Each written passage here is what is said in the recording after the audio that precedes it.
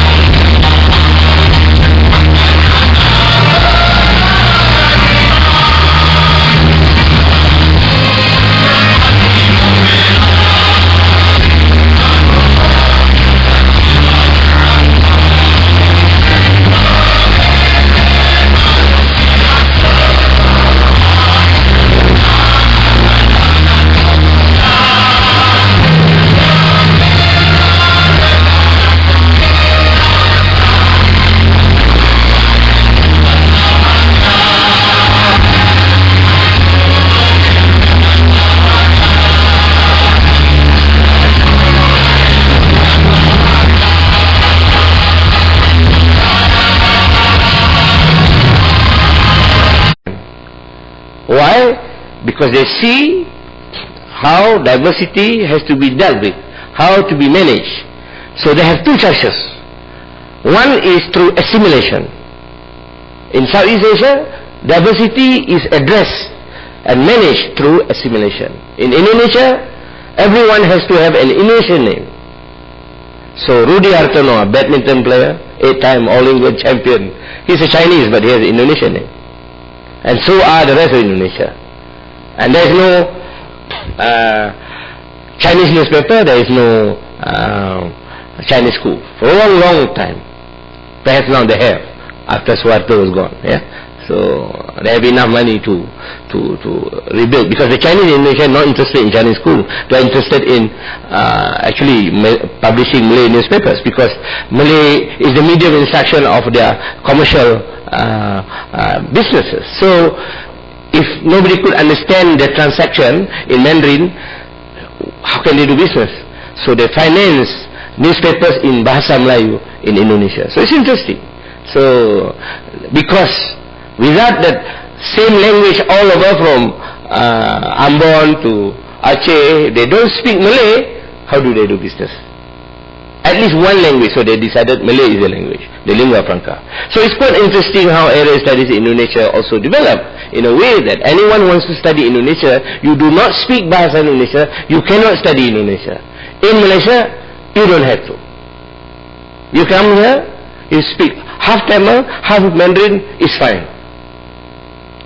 You don't have to speak Malay, you don't have to speak Tamil, you speak Iban or Kadazan, you just have some basic English.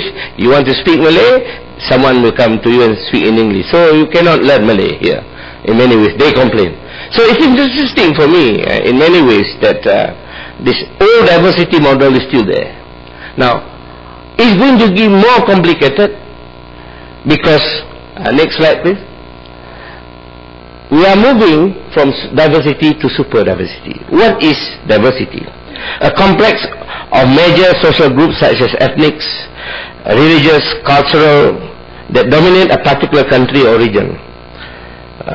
So this is what we think about diversity all the time. So we celebrate diversity, we worry about diversity, but we also try to find a moderate way of dealing with diversity. So like I said, there's one approach called assimilation. In Thailand it's assimilation. Those in southern Thai, they have to have Thai names even though they are Muslim. So it's quite interesting for me in the Philippines.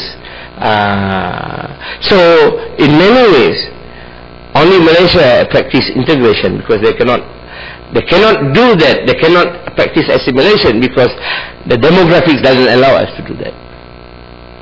50-50, 60-40, Nara Chinese school, Tamil school, vernacular school.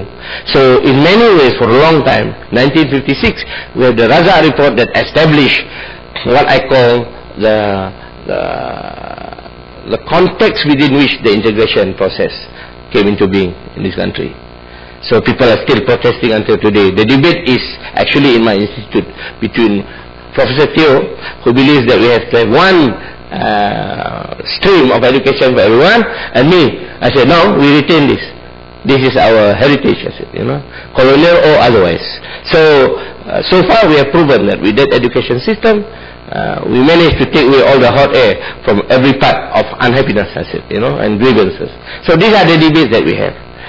So this is all diversity. For me, this is all diversity. We have to look into a different diversity, a super diversity.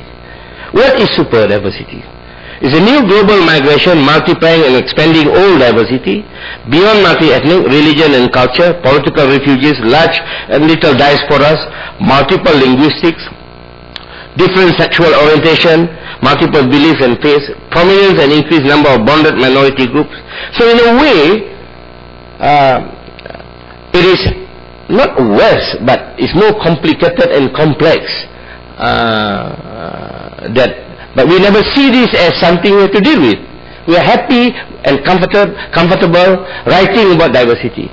But super diversity demands a different set of analytical tools. Too old to learn, so let's stick to diversity. I mean, this kind of reaction when I get. I was fortunate enough to be invited with some groups in Europe and from Max Planck to discuss this notion of super diversity based on their study in London. Because there was 2005, there was a bombing in London. I think they were commissioned to look at what happened. So what they discovered is interesting. The presence of 179 countries with 300 languages and dialects are spoken in London alone. Now, who is expert on London? We have to be anthropologists, you have to know 300 languages and dialects if you want to be an expert on London, or only one part of London, or Chelsea, or wherever in London you want to be, or Brixton or something. So it is interesting for me, this sudden increase of population is not increase of population only, it is also increase in a complexity sense, and we have to deal with it. And I was informed that there are 7 different types of Arabic dialects spoken in London itself.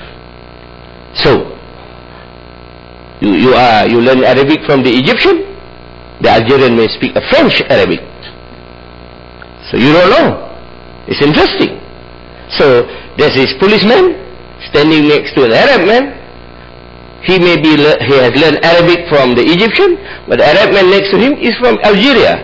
So he tells his Algerian friend, kill him. What do? He doesn't understand, because in Arabic it's quite different. So it's interesting, this caricature was relayed to me when we had this conference. So it's interesting, it involves security issues. It's not simply about complexity of economics, but also security issues. So how does area studies deal with this? With this new super diversity that we have to examine. Yeah. And next slide, please. So the implication for regional societal integration. So that's why I want to raise this issue, because without area studies shifting its orientation from, say, diversity to super diversity, then that notion of societal integration is almost impossible, because you don't even know what you are collecting and making connections of. I mean, I'm sure this is happening in Latin America too. From what I've read, what happened in Central America, I mean, it is where the Panama Canal and China, the Chinese are going to build another canal. I don't know who else is going to build another canal. So that millions and 100,000 of workers being imported from China and so on.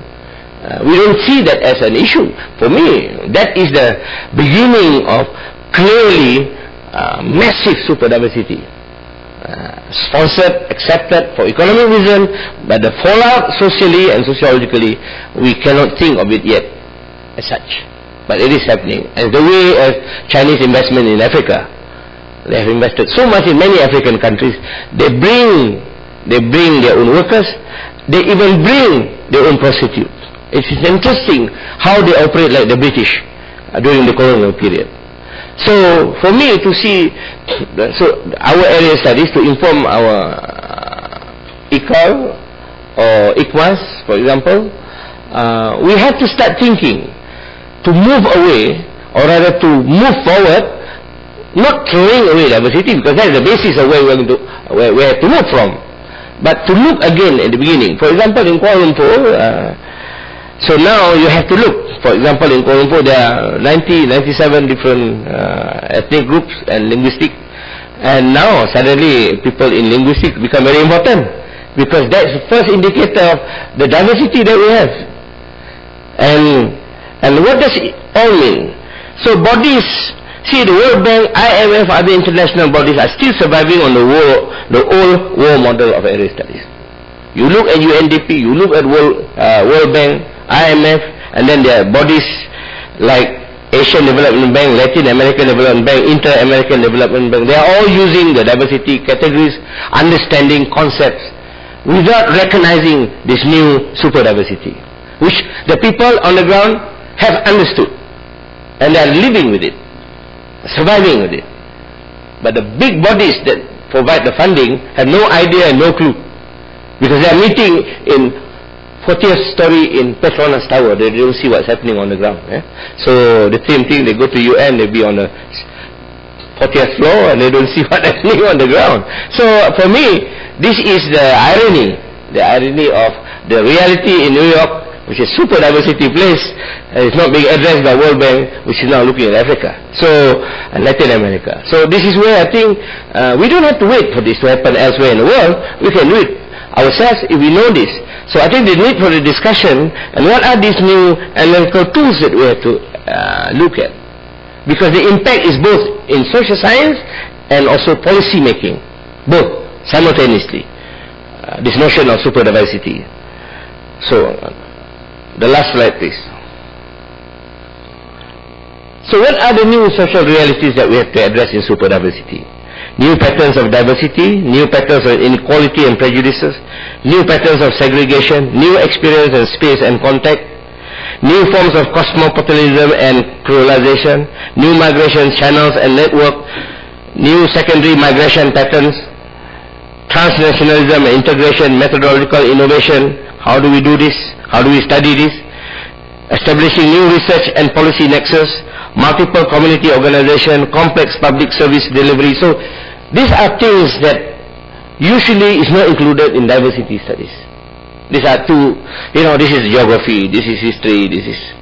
But if you are dealing with area studies now, even for ASEAN, suddenly we see that there are cities in ASEAN which needs attention, and the way we look at it is not the cultural diversity anymore, it's a super diversity. So in Kuala Lumpur, there are the Karen, there are the Shan, there are the Rohingyas, all from Myanmar.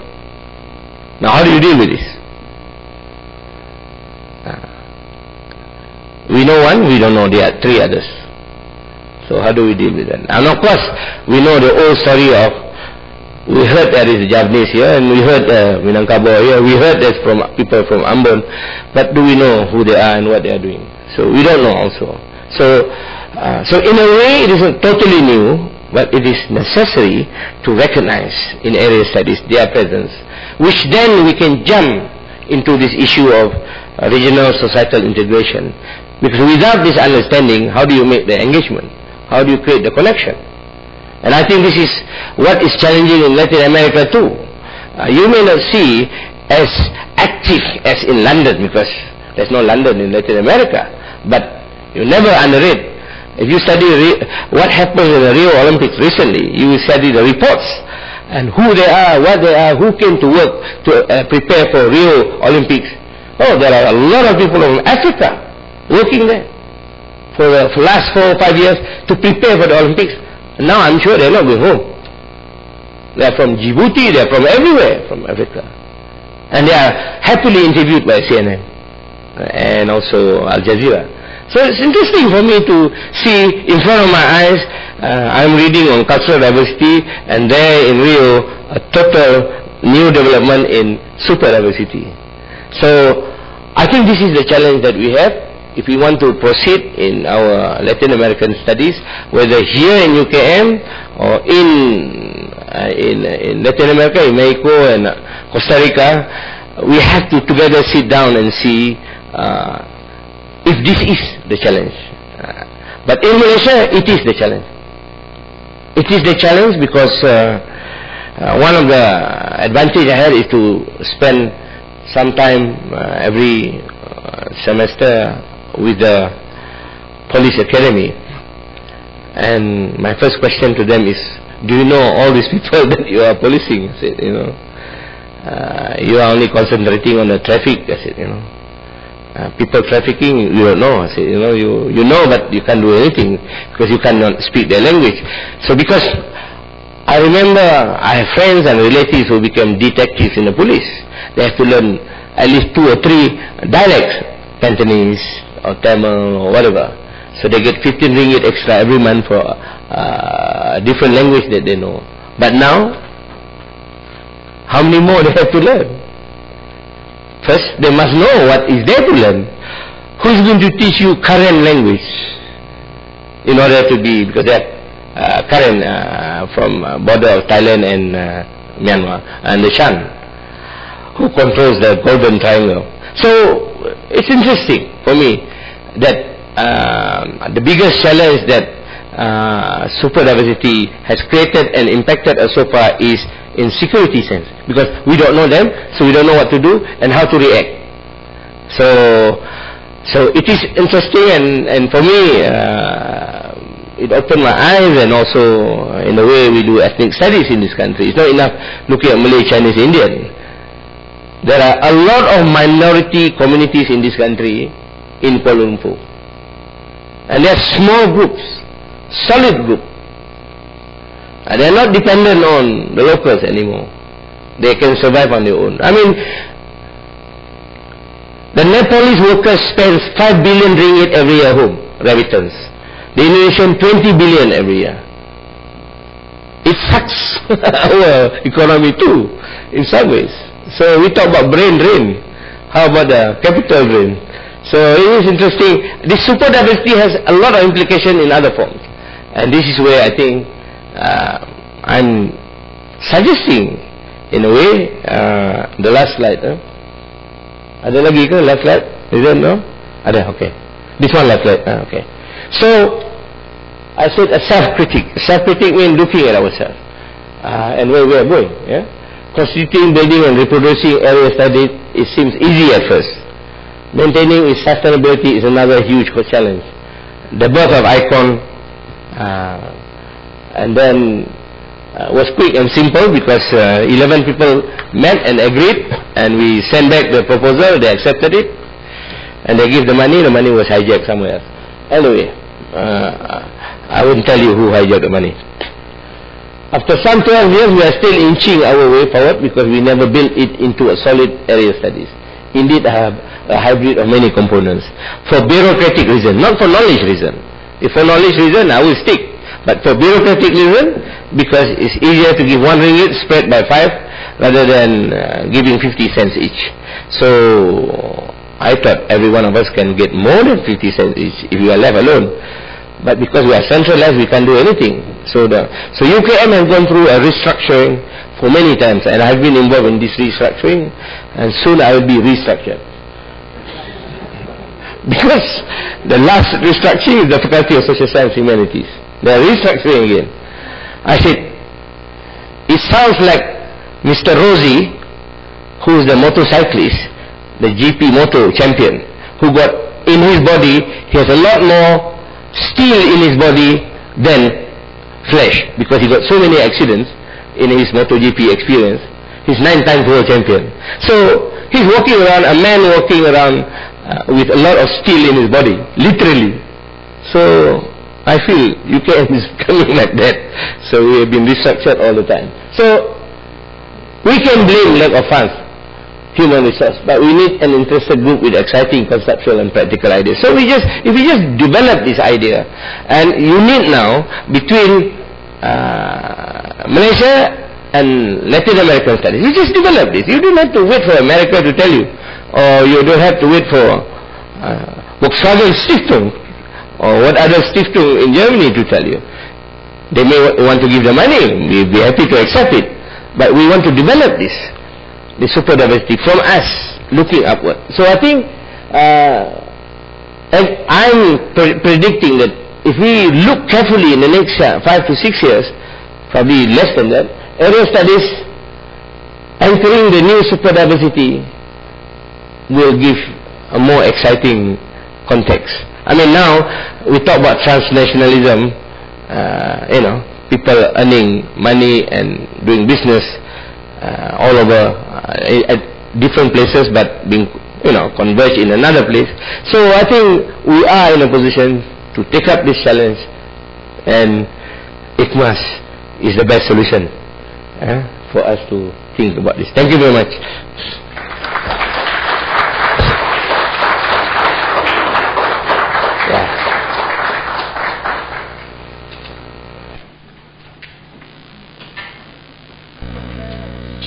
Thank you very much, Datuk Shamsul. That was very deep and very insightful. I agree with you, Datuk. It's self-critic for ICAL and ICMAS, and what more with this LASA itself in the focus of area studies. I now would like to invite questions from the floor. Anyone from the floor to address pose questions to Datuk, please. Thank you.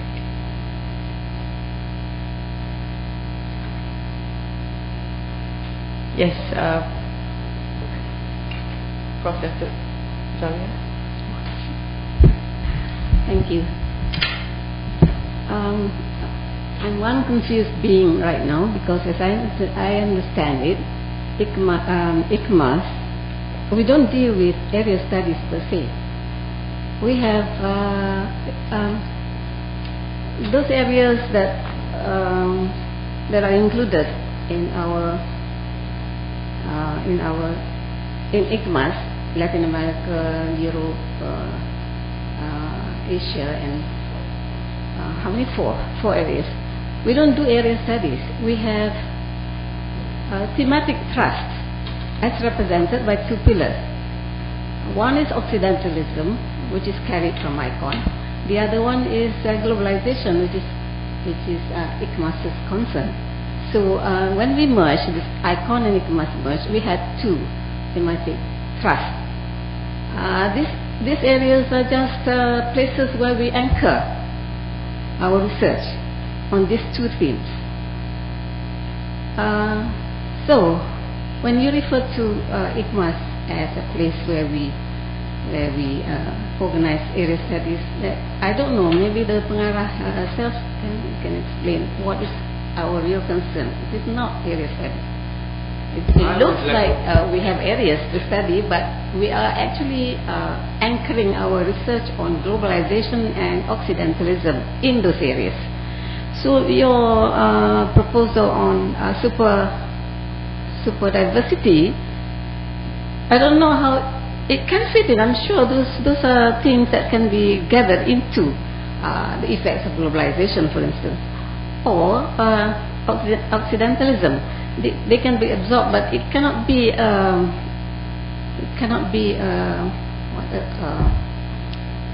comprehensive kind of theme for you are I don't know, you're advocating that it should be the guiding principle for ICMAS, which I understand is not an area study institute. Correct me if I'm wrong. I can correct you. I think we have to decide. We can focus on many things, that's for sure. And we also bring people of all sorts on background, out of bureaucracy, not out of knowledge. Expertise. So for me, you can have physician, biologists in ICMAS. There's nothing wrong with that. If they are looking at what ICMAS is looking. What I'm suggesting is how to strengthen this by looking it as a half for area studies. You can have Occidentalism, you can have many things in there, but what is your main mandate that you want to tell the rest of the world? Or you're just saying that I'm plural, so I'm everything. What? So this is what I'm trying to say. So the argument to put together all this institute was because of the notion of area studies.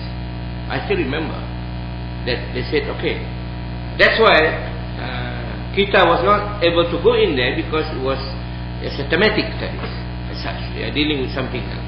And Atma and area studies was not included there because it's historical. So there's nothing academic in this decision. A lot of decisions are bureaucratic decisions. I'm making an academic suggestion today. So ICMAS can decide on its own through their own discussion or whatever it is. Because I think you like it or not, you are now moving into ASEAN studies, moving into very important areas that we are looking at. I mean, there is such thing called Asian studies or Northeast Asian studies, Japanese and Korean. So you can endlessly having all these area studies. But those are areas specific that you want to develop. But what do you want to develop conceptually? That's what my question is. So you can develop conceptually, because so far, this is from my understanding, a lot of these area studies, whether in Europe or here or US, there is this old model that they have, this conception of diversity that inform them the way they look at the world. And then after that, it becomes complicated, and the way they've broken up into many sub-topics. But for me, I think we just have to move on from this diversity to the super diversity, because that's the reality on the ground that we have to address. So I'm just caught in between this wanting to think in terms of conceptually this is how it should be, but being trained as anthropologists, I have a different feeling that the society is moving away and we are just sitting and trying to make sense of what is not already there. So this is how I feel. I think this is a result of doing work on the ground itself, and to see that we are not addressing those issues. So when do we address this issue? Then are we waiting for public policy from specific government department to address this? I don't think it will come. The academic input has to come. The knowledge input has to come from the academia. Even how much you want to say that we are not being listened to and so on and so forth. But I think they do. If you publish in America, they read it. You publish in UKM, they don't. So that's the way the culture is. It's nothing to do with knowledge. It's something to do that we only appreciate what is written somewhere by somebody. When it's written in UKM, Bangi, they don't read. So I think this is also an important thing that we have to flag. How do we flag UKM expertise? So it's just trying to find an identity of where we should be. That's all. I mean, if it's good enough, it's good enough. If it's not good, throw it out. No. What I mean is, your super diversity concept, it can be a theme. It can be a theme. It can be a third pillar. We have Occidentalism, we have Orientalism, and maybe if it's good enough, we have over diversity. But we do, we explore diversity, super diversity in all the areas that we have. We go across borders. Yeah, we don't confine it to Asian area study or America or Europe area study. I think we don't confine ourselves within borders. The areas are there as places where you can exploit these themes that we have. It's main themes we have at the moment too, but it's at the moment Occidentalism and and the third one could be this one, the one that you're proposing, which is very interesting. Okay, both of you are right, but in different ways.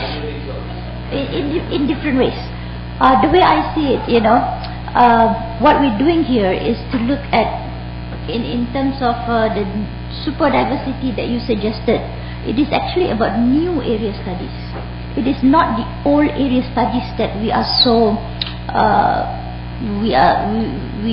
that is known to most of us.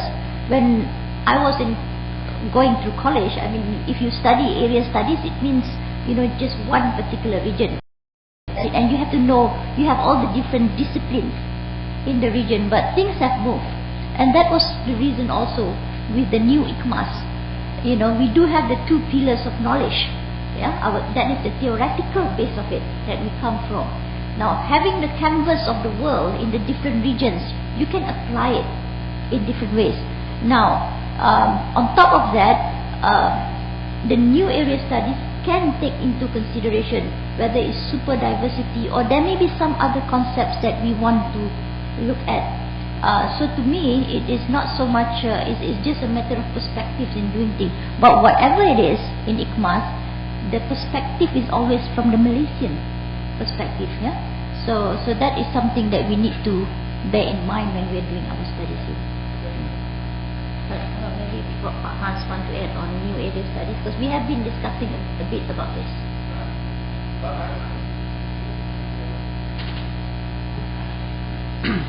Now, I remember at one time I was in Kita, and Shamsul, he has this habit of throwing out ideas and letting the others then think about it and get confused about it. So I remember at that time he told me, we're not interested in studying this or that community, we are interested in diversity.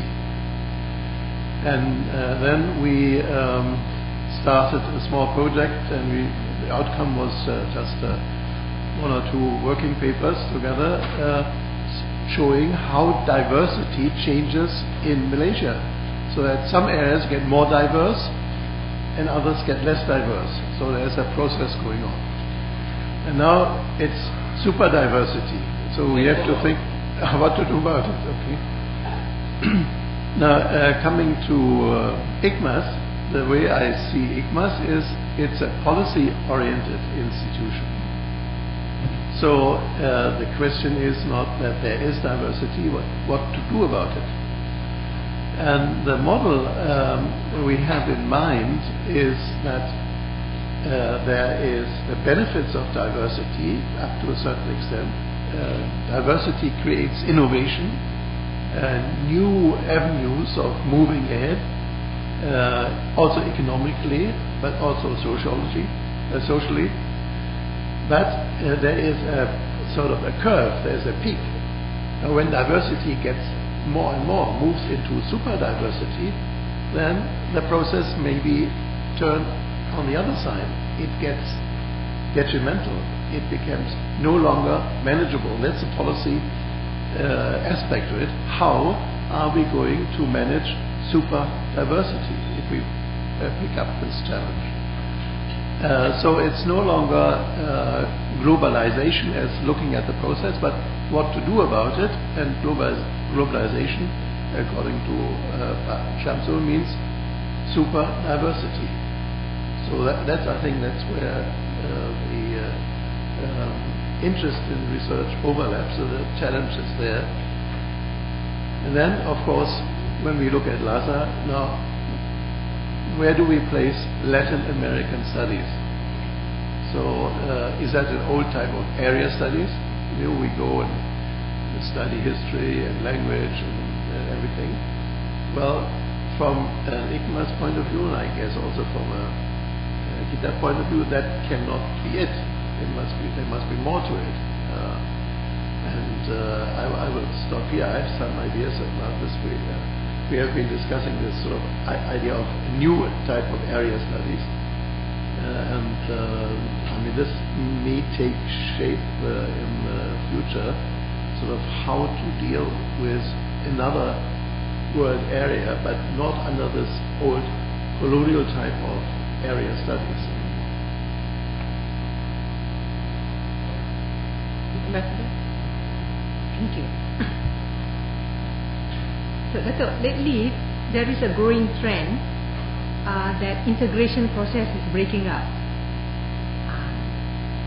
Okay, so a good example is what is happening in Europe, and recently we have the Brexit, and there are signs that more countries may join in. So, can you share your insight in this and on this trend, and is it the effect of super diversity? Thank you. I think what happened they are simultaneously happening. At a time when everyone wants to join European Union for the advantages they thought they have, like single currency and so on and so forth. But it also led a movement of people. That part of it was not really discussed very openly, except that everyone has a European passport. So at least two achievements of European Union, for example, is the currency and the passport.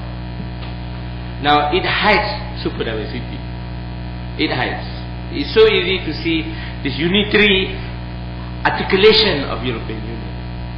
But suddenly in England, if you go, it's not the Indian shop anymore, it's a Polish shop at the corner that becomes important. So it's interesting. So it is the anthropological, ethnographic development on the ground that people don't see and never discuss in Brussels.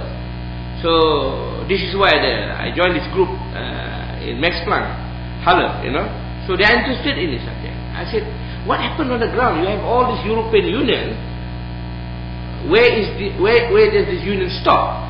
Actually, union carries on at a certain level, but on the ground. And that's why suddenly Europe become the magnet of the rest of the world in Middle East. Why? On the ground, the news is come. Anybody could come.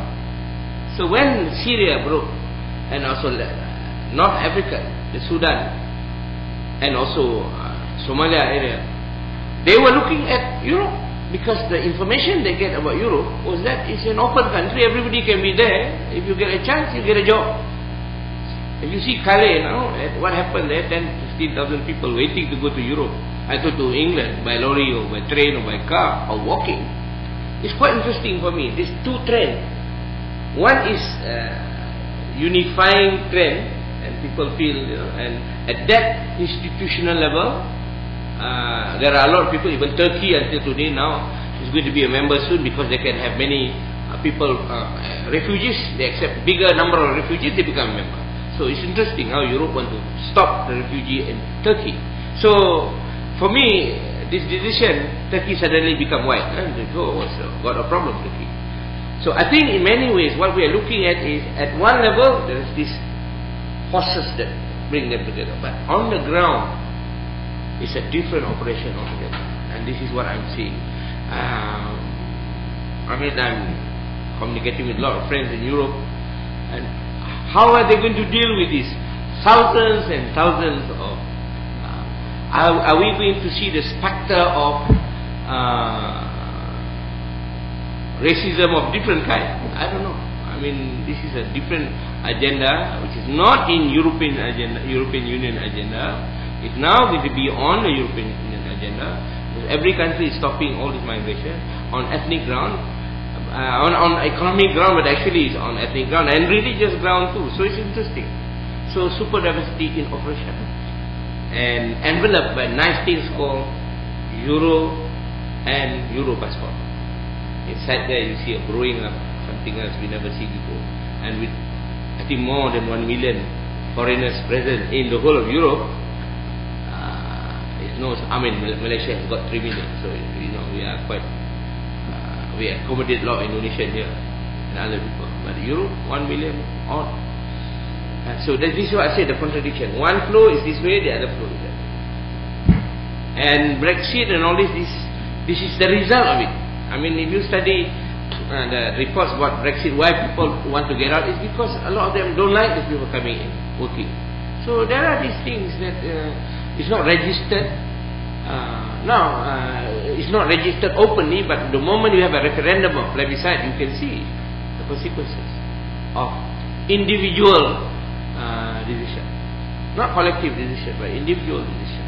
So I know European Union will be there; it won't break down. I mean, despite of Greece and all this, so they are still surviving. So Germany has a lot of money, looking after all this welfare. So it depends on what happens in the next election in Germany. So they may change their opinion. That's how I see it at the moment. Yeah. Thank you, Datuk. Yes, Dr. Tony? Okay, thank you very much. This is a very interesting discussions because in Indonesia. Yeah. My name is Helmi from LIPI. Okay.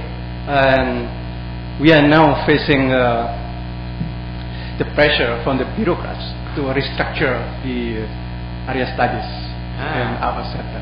And it's happened, I think, not only in my center in LIPI, but also it happened in other universities. For instance, in University of Indonesia, the multidisciplinary area studies, I heard they have been cut and changed to be a strategic center, Center for Strategic Issues, and also environmental studies.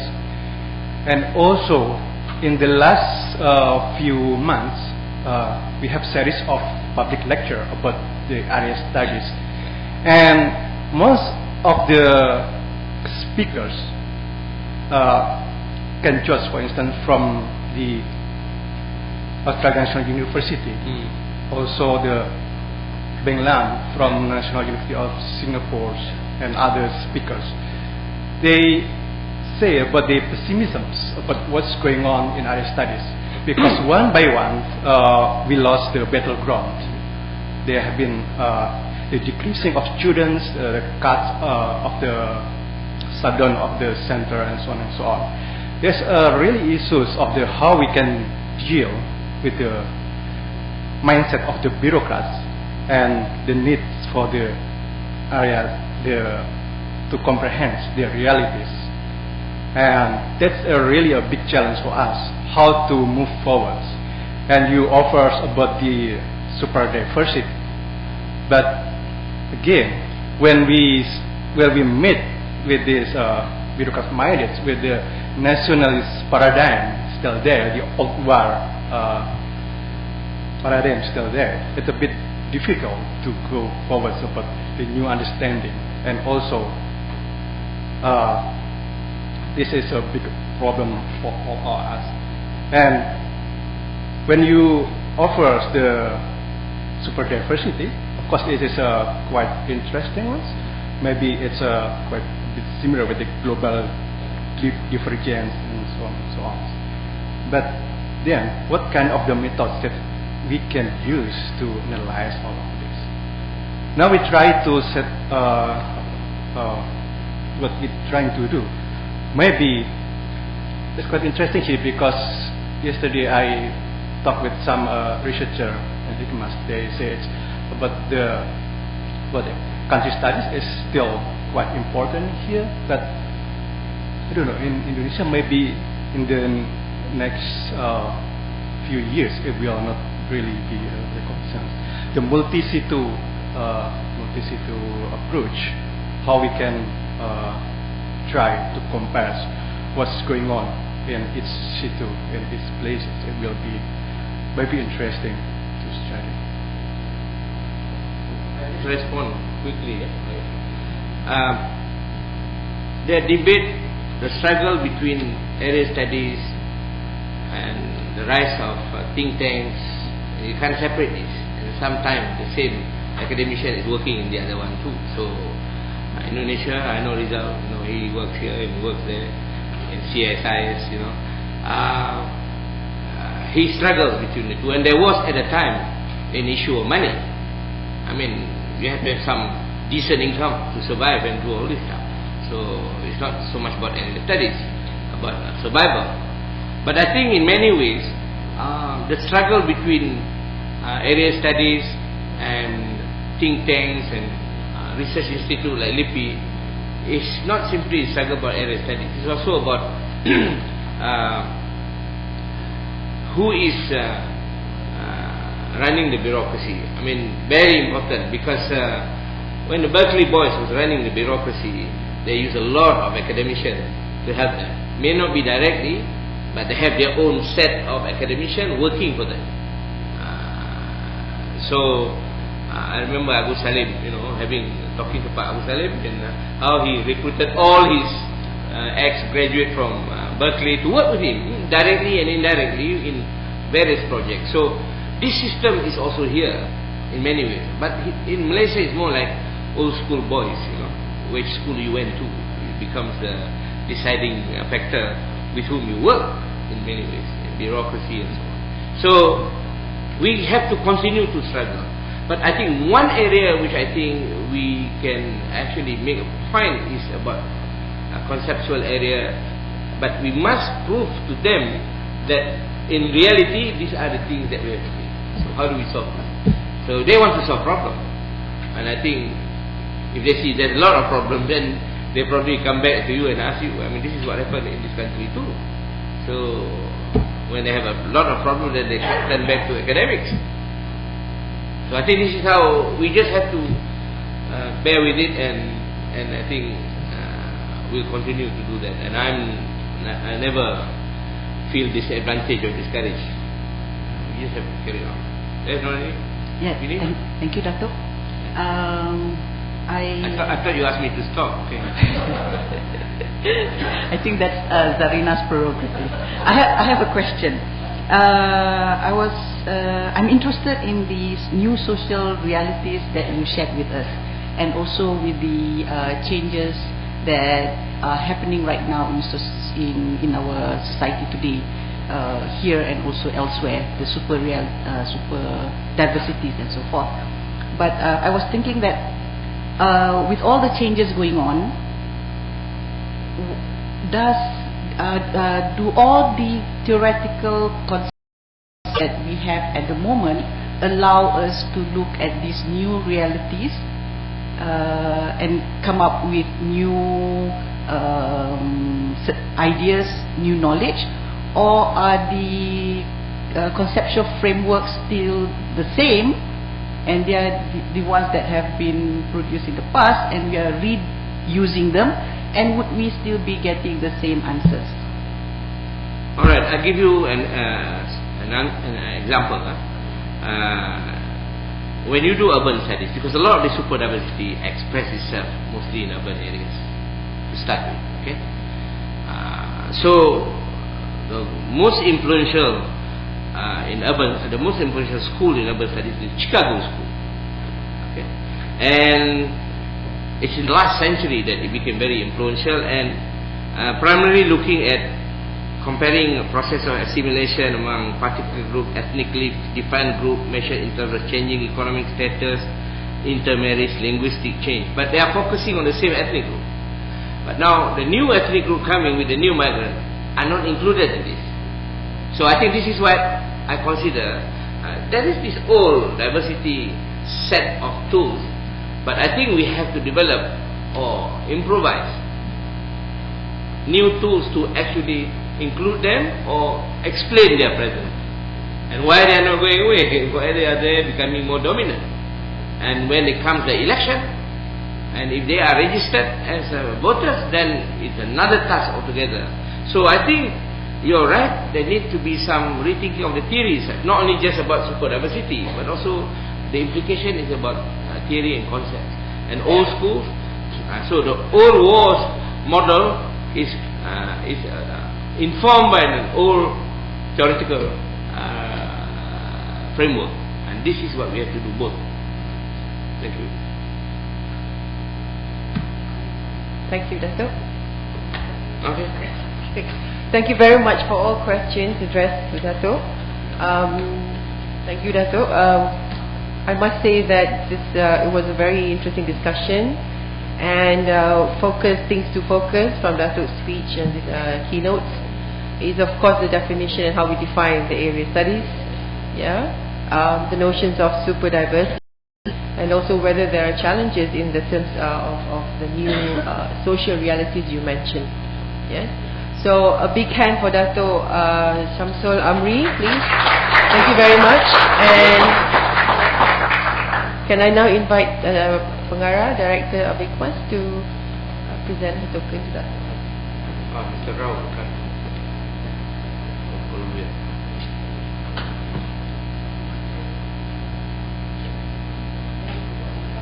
Yeah, okay.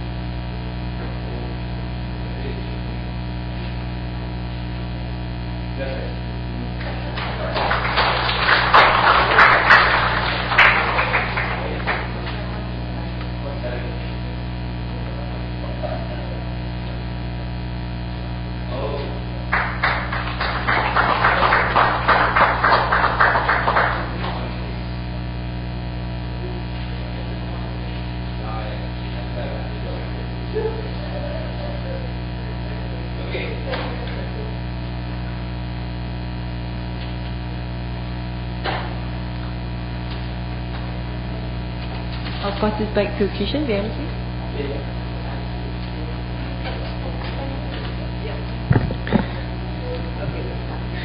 Thank you very much, distinguished Professor Datuk Dr. Shamsul Amri Baharudin, for the enlightening presentation, and also Prof. Dr. Zarina Othman for moderating the session. Ladies and gentlemen, we will adjourn our session for a short tea break and return to the council room at 11 a.m. for the plenary panel presentation. Thank you. Oh, 11:20? Yes, we would be back here at 11:20. Thank you.